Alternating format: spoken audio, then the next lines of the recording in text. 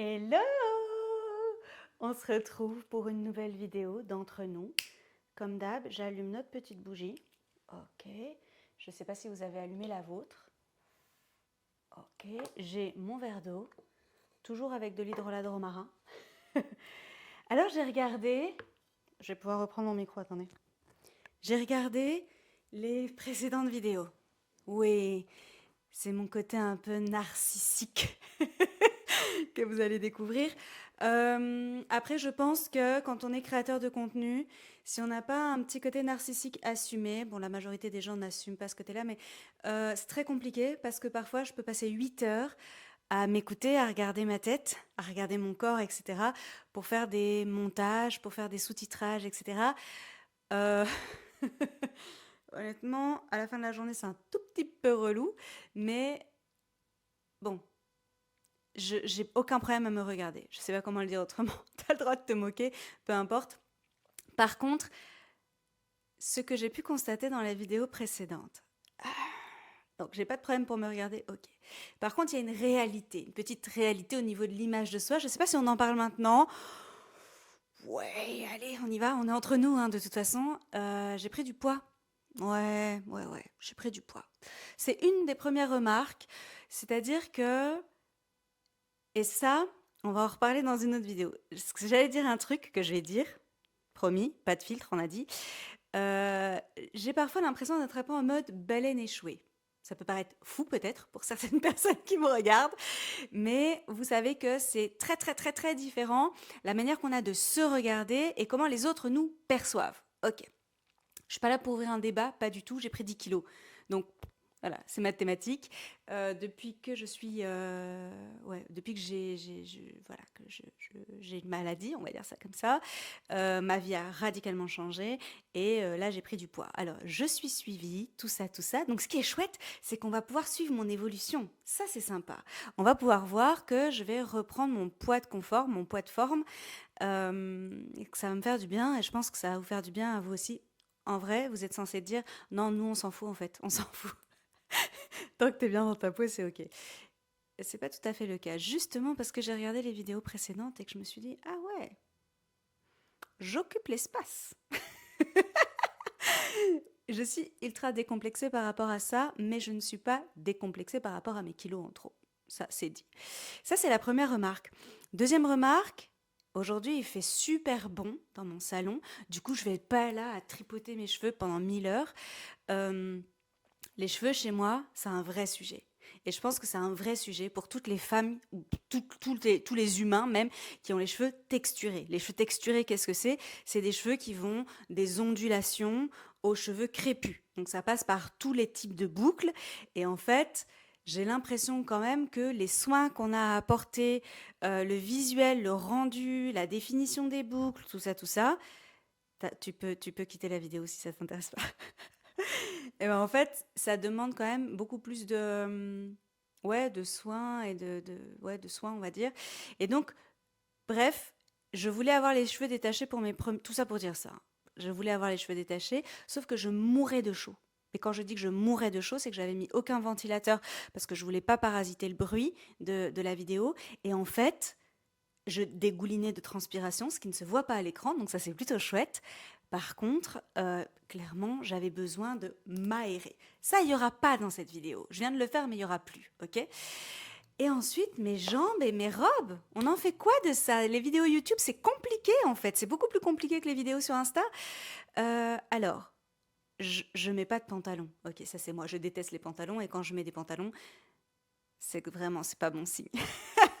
Et si tu nous regardes, d'abord, je t'embrasse très fort là où tu es. Et tu sais à quel point les jours avec pantalon, c'est des jours sans.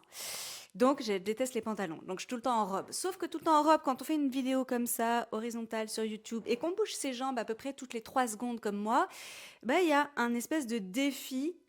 Défi, bah, ce serait bien qu'on voit pas ma culotte. Voilà. Ça aussi, c'est dit. Du coup, aujourd'hui, j'ai mis un short en dessous de ma robe. Ça m'évitera d'être stressée. Pareil pour les robes qui s'ouvrent, qui s'ouvrent pas. Bref. Trop de chichi pour une complicité authentique que je souhaite pour entre nous. C'est une super longue intro, j'espère que tu t'es pas endormi. Parce qu'aujourd'hui, on va pas du tout parler de ça en fait. Là, c'était juste pour te dire que bah, peut-être que les trucs que toi t'as captés sur les vidéos, bah, moi j'ai remarqué la même chose. Voilà, c'était juste pour ça. Non, aujourd'hui j'ai envie de parler d'un sujet qui est pas super sexy, pas super glamour, le sport, l'activité physique. Ouais, voilà. Et là, dang, dang, dang, je vais regarder les stats. Combien de personnes se sont arrêtées à ce moment-là de la vidéo? Non. Pour être tout à fait honnête, puisqu'on est là pour ça, j'ai mis 35 ans à comprendre l'intérêt de l'activité physique. Ouais, 35, c'est correct. 35 ans. J'ai toujours associé le sport ou l'activité physique, on va vite voir la différence entre les deux, et je dirais sport jusqu'à la fin de la vidéo parce que c'est 1000 fois plus simple, euh, à une perte de poids. Tu fais du sport pour perdre du poids. C'est hyper faux en fait. C'est hyper faux. Alors, je dis pas que quand tu es dans un processus de perte de poids, faut pas faire de sport, mais en fait, tous les humains de la planète devraient avoir une activité physique. Et c'est maintenant que je fais la distinction entre sport et activité physique. En fait, le sport, c'est une activité physique qui est régulée par des règles. Donc, par exemple, le badminton, le rugby, le foot, etc., le basket, etc. Ça, ce sont des sports. Et ça reste des activités sportives. Activité sportive, c'est tout ce qui est en mouvement. Donc, dès qu'on se met en mouvement, on fait du renforcement musculaire, on fait du pilates. Enfin, tu es toute seule chez toi, mais en fait, on dit sport, mais en vrai, c'est une activité sportive. Bref, tu as compris qu'en fait, cette distinction, on s'en fout. Que donc, je vais dire sport pour tout ce qui concerne l'activité physique. Et c'est hyper important de rappeler que on parle beaucoup du NEAT en ce moment. Je sais pas si tu sais ce que c'est. C'est l'activité physique de base parce qu'en fait, t'es pas une momie. Ou si t'es une momie et que tu m'écoutes et que tu me regardes d'un sarcophage, mets-moi un commentaire. Vraiment, ce serait extraordinaire. Mais je pense pas que ce soit le cas. Donc, c'est tout ce que tu vois là, par exemple, je parle beaucoup en bougeant les mains, etc. Bah, ça fait partie de mon activité physique de base. Je me lève et je me rassois. Ouais, c'était juste pour vous montrer que avec Soukaina, on bosse.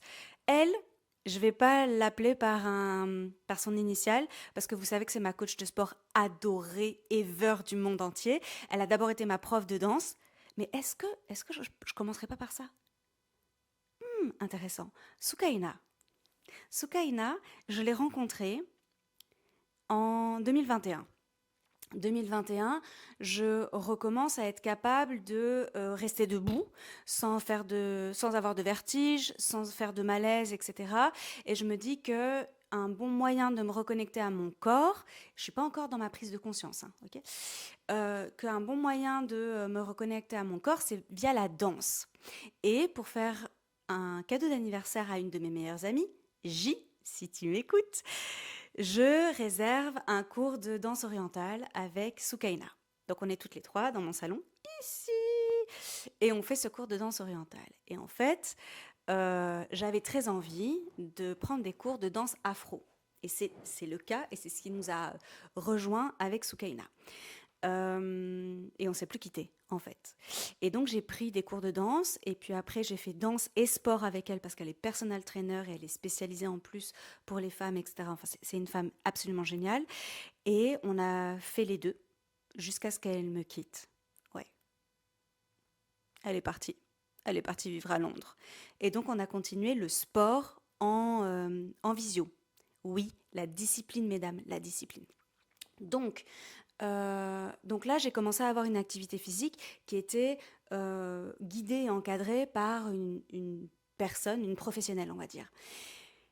Et en réalité, j'ai commencé à me spécialiser en neurosciences en même temps, la même année, et à apprendre à quel point l'activité physique, elle était vitale. Et là, j'ai une énorme pensée pour tous ceux que je peux croiser qui me disent non, le sport, c'est pas pour moi. Bah en fait, tu veux pas être vivante, c'est ça? Ou... Parce que c'est ça que tu es en train de me dire. Et honnêtement, j'ai ce côté ultra méga chiant quand j'ai une découverte, quand je suis ultra convaincue de quelque chose, j'ai envie que la terre entière l'adopte. J'ai envie que tous mes proches qui ont forcément deux neurones qui se touchent se disent « Ah mais oui, t'as trop raison, moi aussi je vais m'y mettre !» C'est un côté un petit peu dictatorial, mais je trouve frustrant quand il y a quelque chose qui peut être un game changer pour toi, bah, qu'en fait tu l'adoptes pas. Sauf que j'ai appris à tempérer, j'ai appris que chacun avait son propre rythme et que parfois des prises de conscience, ben, on les avait jamais, etc. Bref, que ça dépend de plein de facteurs différents et que là, c'est pas le moment. Clairement, là, ça percute pas.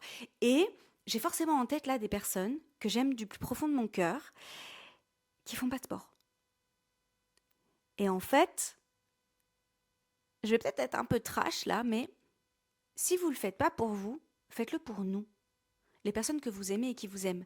Parce qu'en réalité, quand on a une activité physique régulière, j'ai oublié de le préciser, mais c'est extrêmement important. Quand on a une activité physique régulière, on, on est en meilleure santé plus longtemps. Et je vais expliquer ce que c'est le meilleure santé parce qu'en fait, c'est beaucoup trop abstrait. Et je pense que c'est à cause de ça que les gens restent affalés sur leur canapé ou restent dans l'activité physique du quotidien et arrivent à se convaincre « Ah non mais attends, moi j'ai fait 10 000 pas ». C'est super, mais c'est pas du renforcement musculaire. C'est pas de la mobilité pour tes articulations et compagnie. Donc oui, aller faire les courses, aller chercher les enfants, marcher pour aller au travail, c'est super. C'est pas suffisant en fait. C'est vraiment pas suffisant. Alors, on n'est pas là pour se culpabiliser parce qu'encore une fois, tu peux très bien commencer petit et puis augmenter au fur et à mesure quand tu es plus à l'aise et tout. Mais il faut commencer petit pour ta santé et pour qu'on puisse profiter de toi le plus longtemps possible en fait. C'est vraiment ça l'idée. Profiter de toi le plus longtemps possible, qu'est-ce que ça veut dire? En fait, quand on a une activité physique, il y a plein de choses qui se passent dans notre corps. J'ai envie de dire tellement de trucs en même temps que vous voyez un peu les courts-circuits là. Il y a plein de choses qui se passent dans notre corps dont on n'a pas conscience. Et encore une fois, si tu es comme moi et que pendant 35 ans, tu as assimilé le fait de manger, bouger, oui, je suis française après tout, le fameux manger, bouger et 5 fruits et légumes par jour à perdre du poids, ben, en fait, clairement, peut-être que si tu n'as pas envie de perdre du poids ou que c'est un objectif que tu as du mal à atteindre, ben, en fait, tu laisses tomber, ben, clairement, tu ne vas pas faire de sport. Tu ne vas pas en voir l'utilité. Ce qui est intéressant, c'est d'abord ce qui se passe dans notre cerveau. Donc, quand on est en mouvement, quand on est en activité, et en activité suffisamment intensive pour le corps pour que ça sécrète ce qu'il faut dans le corps. Donc, encore une fois, c'est pas je me lève de ma chaise et je vais, je sais pas moi, je vais porter les courses qui viennent d'arriver, des trucs comme ça. Encore une fois, c'est important, mais c'est pas suffisant. Donc, quand je suis dans une activité physique régulière, donc j'ai mon cardio qui augmente, je transpire, etc. Ok. Euh, En fait, je favorise la neurogénèse. On s'en fout des mots, hein, ok? Le plus important, c'est le concept qui est derrière. Je favorise la neurogénèse et la plasticité cérébrale. Ça veut dire quoi? Ça veut dire qu'en fait, j'aide mon cerveau à rester jeune, c'est-à-dire à continuer à créer des nouvelles connexions neuronales, à créer des nouveaux chemins neuronaux. Donc de ne pas s'atrophier, de ne pas se dessécher. Je dis des trucs qui sont complètement vulgarisés, hein. Ça ne se passe pas comme ça dans le cerveau, mais ça permet de garder un cerveau jeune. Jeune. Ça sert à quoi? Parce qu'aujourd'hui, peut-être que quand tu regardes cette vidéo, tu t'en fous.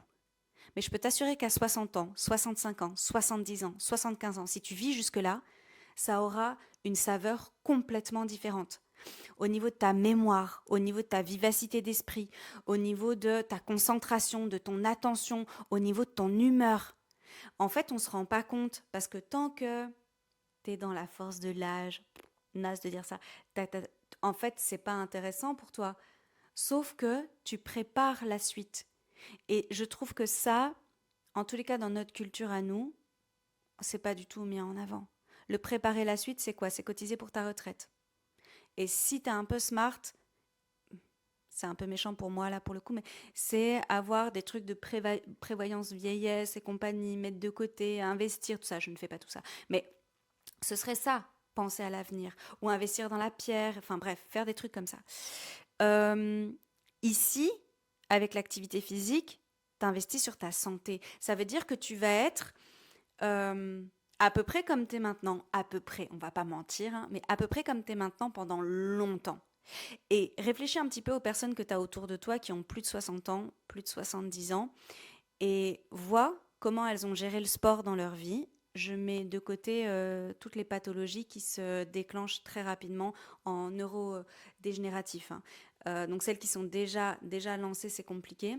Mais si tu es plutôt en bonne santé, que tu as une activité physique, etc., ben en fait, ça aide à repousser les maladies neurodégénératives, type Alzheimer et compagnie.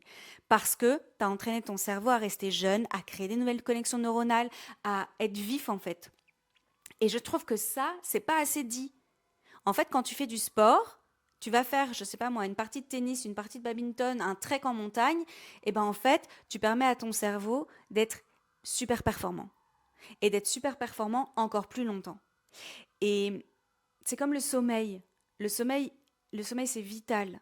Le sommeil, ça permet de consolider la mémoire. Quand je vois toutes les insomniaques qui sont autour de moi, qui ont des problèmes de mémoire, de concentration et tout, bah oui, ça régule aussi l'hormone de satiété, le sommeil. Ouais, je pars dans tous les sens, je l'avais dit, hein.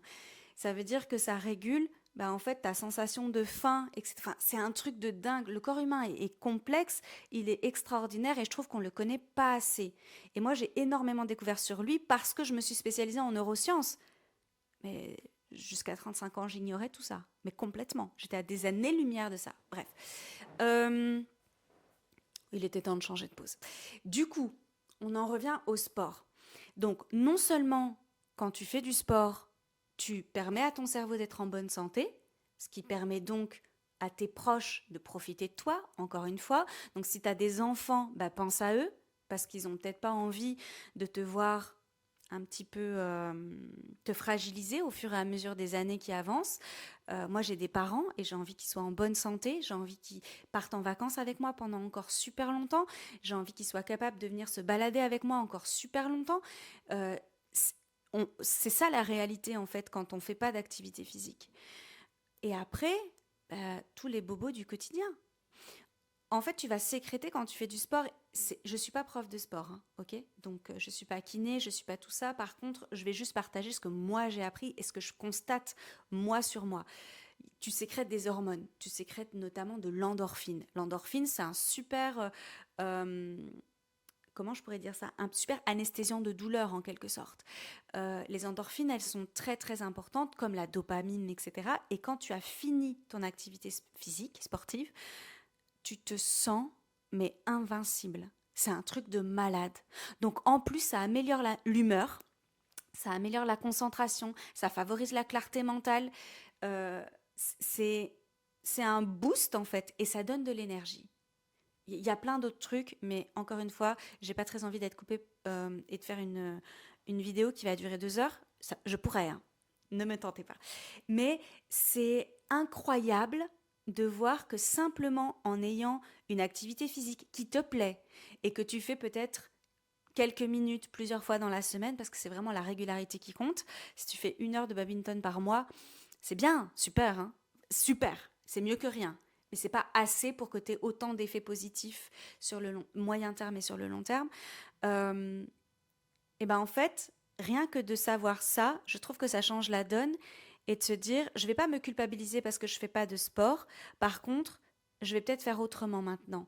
Et je vais peut-être pas faire 3 fois 1 heure de sport parce que j'ai pas l'espace pour pouvoir le faire dans mes semaines. Par contre, je vais créer de l'espace peut-être pour faire 15 minutes de renforcement musculaire. Et je vais commencer par ça. Et je vais faire que 15 minutes ou 10 minutes ou 5 minutes en fonction de votre état par semaine. Et puis après, je vais augmenter.